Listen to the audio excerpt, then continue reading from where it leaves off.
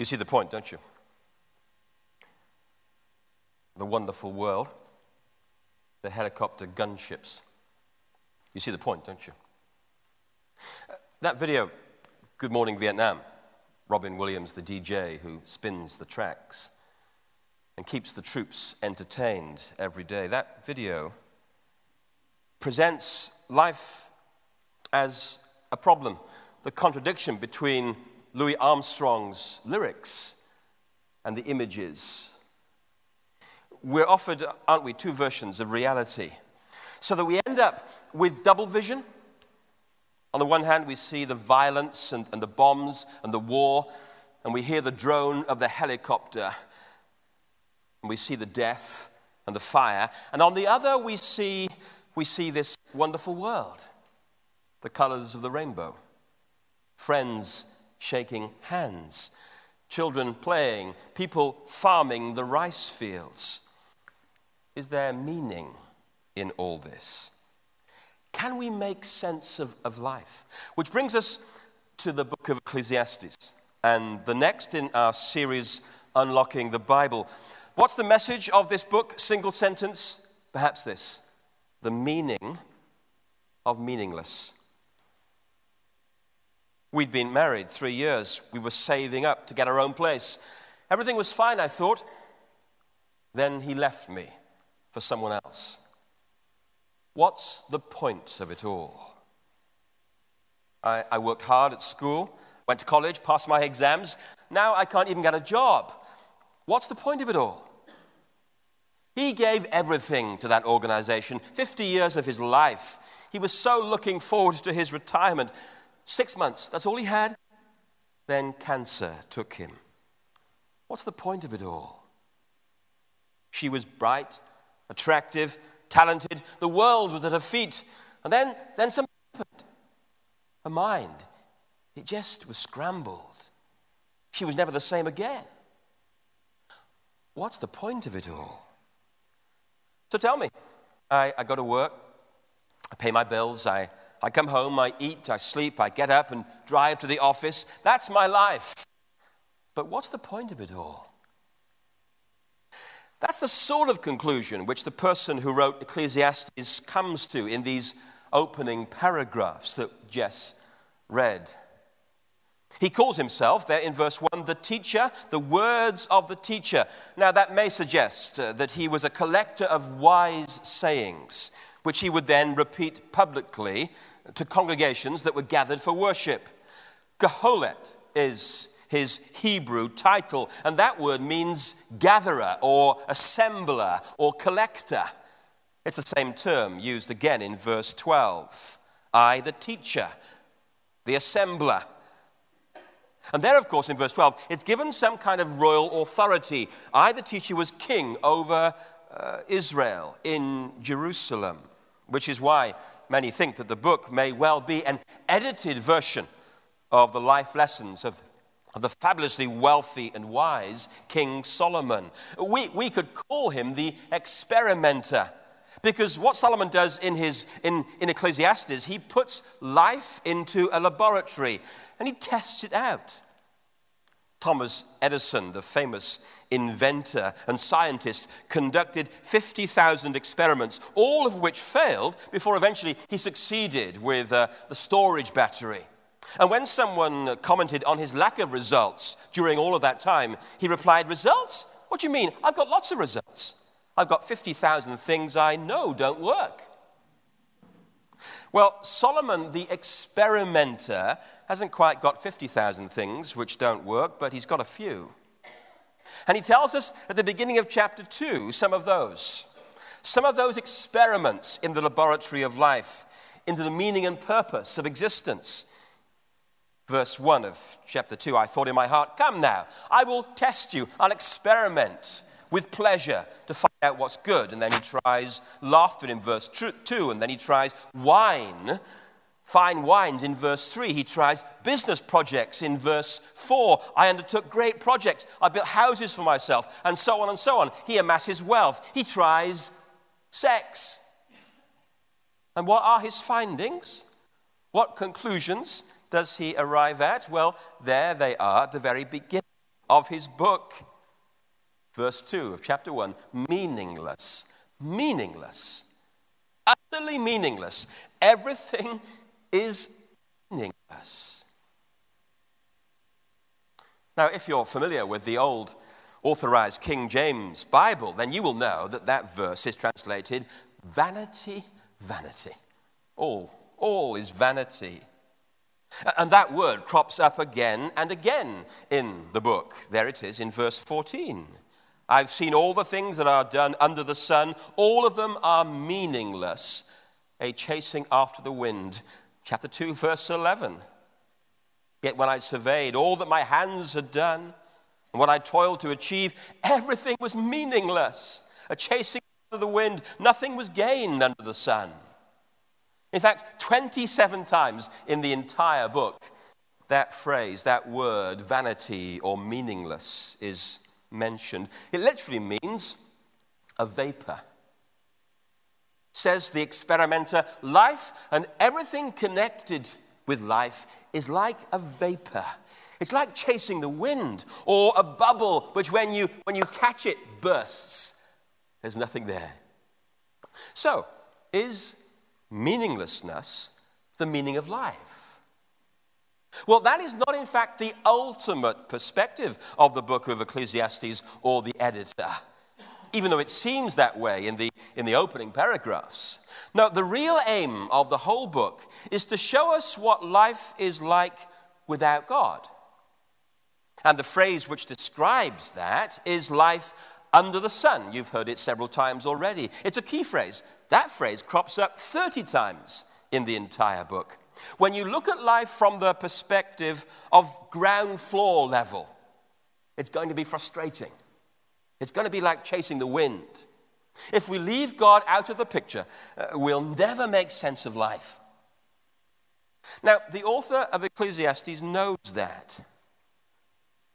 He knows that life under the sun, life without God in the picture, is frustrating. And therefore, every so often in his collected wisdom, he just reminds us, hey, don't worry, I'm on the side of faith, not despair. The universe that we live in has a creator and a judge. And that's what gives it value and meaning in the long run. Just listen to the way he ends this book in chapter 12 and verse 13, where he says, now all has been heard. Here's the conclusion of the matter. Fear God and keep his commandments, for this is the whole duty of man. For God will bring every deed into judgment, including every hidden thing, whether it's good or evil. There's no doubt about where, in the end, the assembler, the experimenter, he's on the side of faith. Remember his famous poem about time in chapter 3? There's a time to be born, a time to die, a time to plant, a time to uproot. Remember that wonderful, lyrical bit of poetry? Well, you'll know that when he gets to verses 11 to 13, he says this: God has made everything beautiful in its time. He's also set eternity into the hearts of men, yet they cannot fathom what God has done from beginning to end. In chapter 5, he tells would-be worshippers, look, verse 1, guard your steps when you go to the house of God. God is in heaven, verse 2, and you are on earth, so let your words be few. In chapter 12, remember, he advises the young, remember your Creator in the days of your youth. And then he offers wisdom to the elderly. In verse 6, remember God before the silver cord is severed, or the golden bowl is broken, before the pitcher is shattered at the spring, or the wheel broken at the well. So as I walk you through the opening paragraphs of chapter 1, never forget that the author's perspective is that he's offering us wisdom. Wisdom as to how to handle the untidy, complicated, rough-edged nature of human existence in this world. The preacher is not trying to fix the world. He knows it's a place of mystery and difficulty, and always will be. What he's doing, he's trying to fix the way we see the world. He's giving us reasons to hope, to embrace life as a gift of God, to understand that the real purpose of life is knowing the Creator. For unless we bring him into the picture of life under the sun, then it will definitely feel to us like we're spinning on a roulette wheel. So let's have a look at his opening observations. He says in verse 3, firstly, life is pointless. What does man gain from all his labor at which he toils under the sun? Life is pointless. The subject of work there, obviously, and the workplace, it actually receives an awful lot of coverage in Ecclesiastes. After all, we spend the majority of our waking hours in work. So we need to get some sort of handle on that context. And here, with realism, the teacher tunes in to that Monday morning feeling. Because very few people wake up on a Monday morning and say, great, it's 7 a.m., thank God it's Monday. Most of us trudge off to work saying, I owe, it's off to work I go. Now, something of that pessimism is heard in verse 3, isn't it? The tyranny of labor. What does man gain from all his labor? All those hours you put in, all that energy. For what? We do a job we don't really like to pay for a lifestyle we can't really afford. What's the point of it all? We work to live. But when we come home from work, we don't want to live, we want to sleep. And so it goes on. The routines of the workaday world are like prison warders. We get up, we wash, we shave, we eat, catch the train, we clock in, we clock out, we come home, we watch the telly, we grab some food, we update Facebook, we crash into bed, and we survive until the weekend. And then we start all over again. Not that routines are bad. In fact, they are necessary. But in the end, routines define us without God. For without God, life in the workplace can be a prison. Life is pointless. Life is fragile. Verse 4. Generations come and generations go, but the earth remains forever. Life is fragile. We don't last very long, do we? Even the fittest and the strongest among us. And it all happens so very quickly. 1 minute, we're running around on the rugby field. The next, we can hardly walk upstairs. This sense of life moving fast is true in every area of our experience of existence. No sooner have you fallen in love, got married, had children, climbed the career ladder, retired to a villa in Florida, and it's all over. In the blink of an eye, you and your generation gone forever. Life can be even shorter than that. A stillborn baby. Or the 18-year-old lad that I buried 5 years ago, who told his father as they were watching the cricket on TV one night not to bother to stay up with him. And those were his last words. Sudden adult death syndrome. An aggressive cancer that takes a 25-year-old. The 50-year-old businessman with a heart attack. You see, we have life all mapped out. The unexpected illness changes everything instantly. Human beings are like blips on a radar screen. We come and we go so very quickly. Life is fragile. Life is monotonous.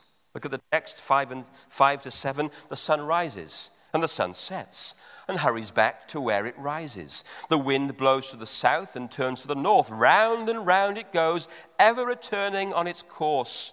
All streams flow into the sea, yet the sea is never full. To the place the streams come from, there they return again. Life is monotonous. The sun gets up, runs around, and comes back to where it started. It never goes anywhere different. It never takes a different route. It never takes a holiday.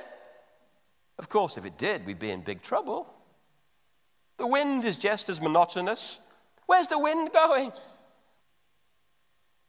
North, round and round it goes, ever returning on its course. Where's the wind going apart from in circles, asks the preacher. Does it ever get to where it wants to go? Then there's the endlessly repeating water cycle of verse 7. All streams flow into the sea, yet the sea is never full. How does that happen? Does someone keep pulling a plug out of the bottom of the oceans? Oh, we know the science. We know about evaporation and how 3 trillion tons of water a day are recycled into the atmosphere only to descend to earth as rain. We know the science of life, but do we know the meaning of life? That's the teacher's question. For without God, the creator and sustainer of life, there's no beginning or end to anything, no ultimate rhyme or reason for anything. A time to what? A time to weep and a time to laugh, a time to mourn and a time to dance, a time to keep and a time to throw away, a time to love and a time to hate. That's life with its seasons and patterns and rhythms. Now, we can either endure life under the sun or enjoy it because we know that God has made everything beautiful, right, appropriate in its time. And that is the biblical worldview within which the author of Ecclesiastes and the Christian, of course, operates. Life does make ultimate sense, even when often on a week-to-week basis it appears to make little sense. For God sets the boundaries of space and time. He makes the sun rule by day. He brings out the stars at night. Stuff happens because God says so. And if he didn't say so, the whole thing would collapse. Now, we know that creation now is not as it once was at the beginning, nor is creation as it will be one day. But even today, the skies ring with the praises of God. The heavens declare his glory. Just yesterday, I looked out of the living room window in the house and could see small pink buds of blossom beginning to appear in one of the trees opposite. Earth's crammed with heaven, said the poet. Earth's crammed with heaven, and every common bush afire with God. But only he who sees takes off his shoes. The rest sit round it and pluck blackberries. You see, take God out of the picture, and creation no longer has an author. It has only a treadmill of meaninglessness. And on such a treadmill, life becomes a brutal, blind jungle, and we, an evolutionary accident. Just flip over, if in your Bibles, to Romans 8 and verse 20, will you? It is actually one of the key passages, Romans 8, 20 and through, to unlocking the entire book of Ecclesiastes. I want to read to you, though, just verse 20 and 21. Verse 20 says this of Romans 8, "For the creation was subjected to frustration, not by its own choice, but by the will of the one who subjected it in hope." The creation was subjected to frustration. Now, here's an interesting thing about that word frustration. When the translators of the Septuagint, that is the Greek version of the Old Testament, when they came to translate our book of Ecclesiastes and were looking for a single word for vapor or vanity or meaningless, that's the Greek word that they chose. The same Greek word as Paul does here, the word frustration. Because that's our experience of the world. It's frustrating. Things never quite work out the way they were designed to. At least not for long. They become obsolescent, as we say. They break, they fall apart. You see, what after all, in many ways, what after all is a famine or an earthquake or a disease? What after all is unemployment or suffering? These are examples of the frustration, the vanity of creation. But it's not going to be that way forever. For there's a day coming when, look, verse 21 of Romans 8, the day coming that the creation itself will be liberated from its bondage to decay and brought into the glorious freedom of the children of God. So the believer in God is in fact a dealer in hope. We have the audacity of hope because God has told us to. The creation will one day be liberated from its frustration, and we with it.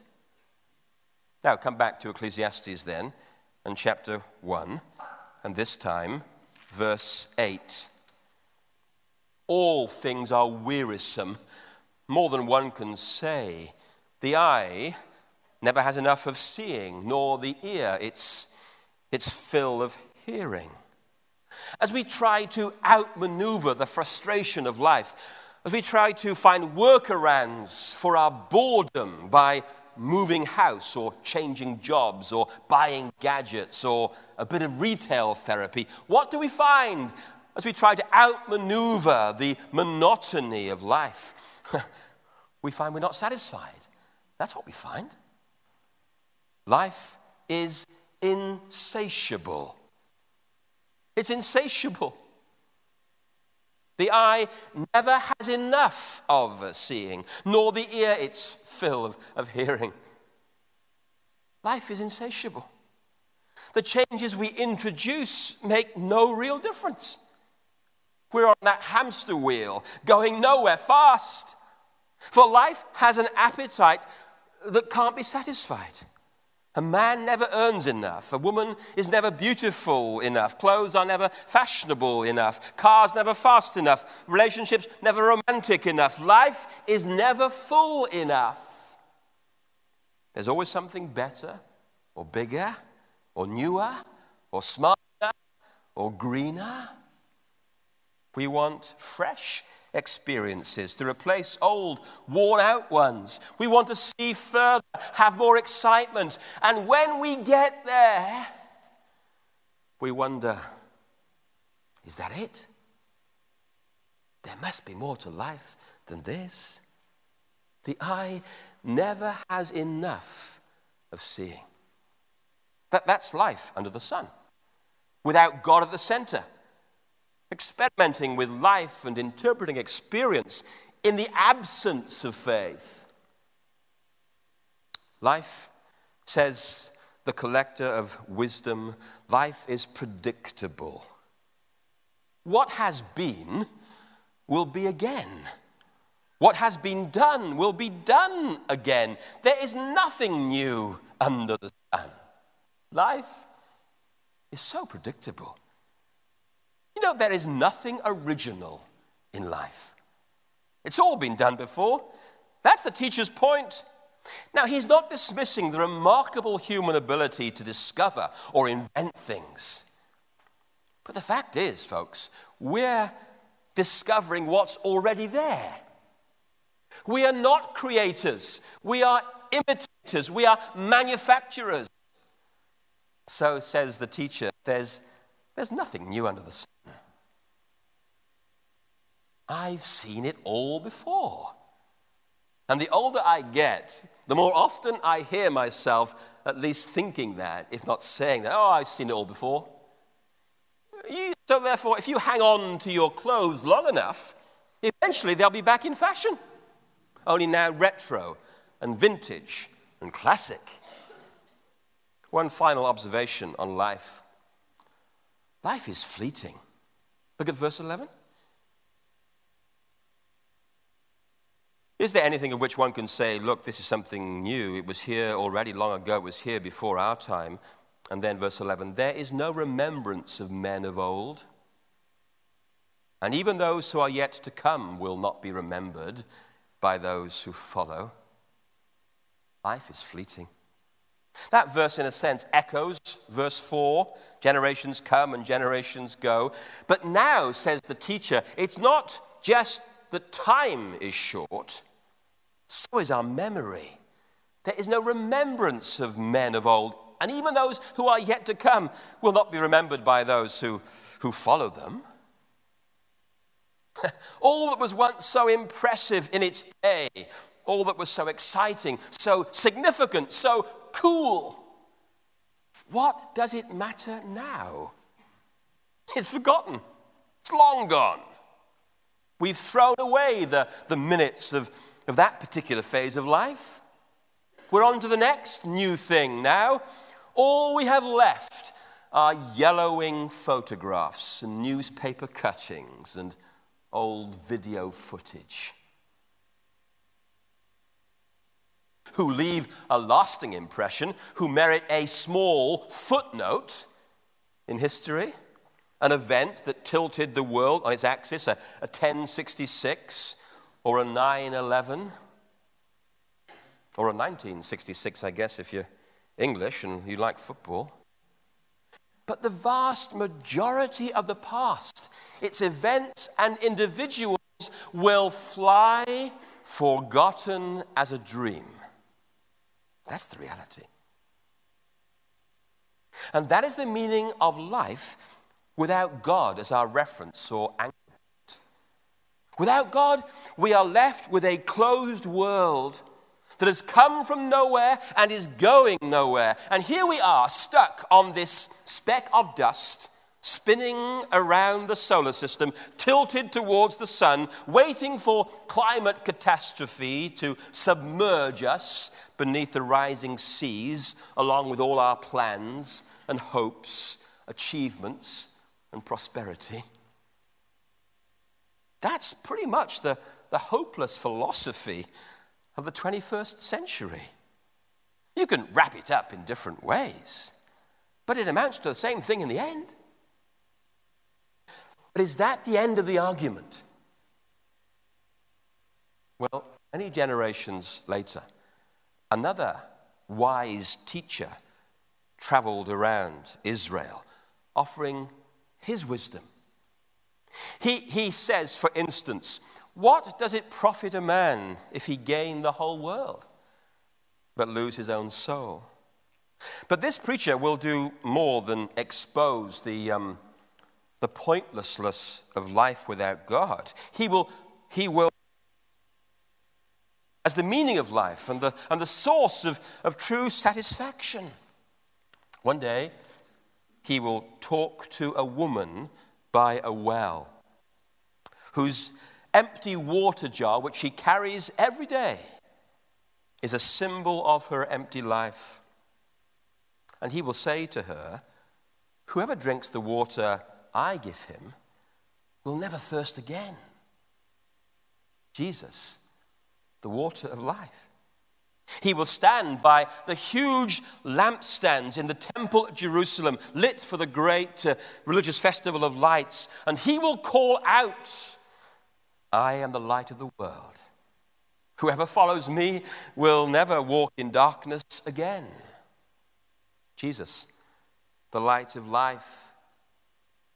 And on one occasion, he will weep with two women at the graveside of their brother, and then will release the dead man from the tomb and say to the man's sister, I am the resurrection and the life. He who believes in me will never die.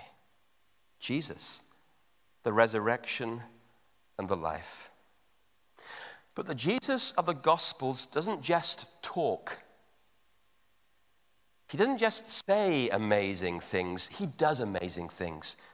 He acts in our world. He hangs on a cross to die in the place of sinners. He offers forgiveness to his torturers and hope to the criminal next to him on the cross. And then 3 days later, he rises physically, triumphant over death, able to make good his claims to be the water of life and the light of the world, to be the way to God, the truth about God, and the very life of God.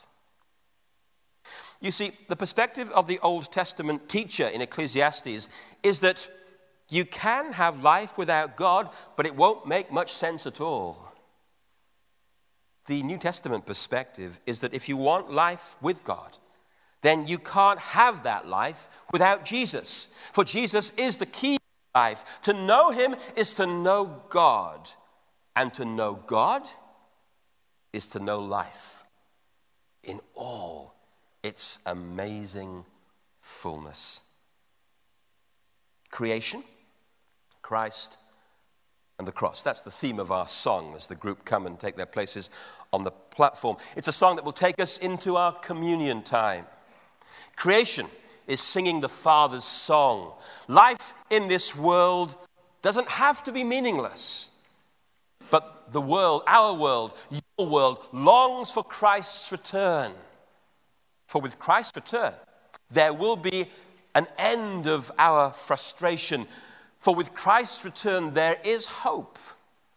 And the death of Jesus makes that new creation life possible. Let's stand and sing. Creation sings the Father's song.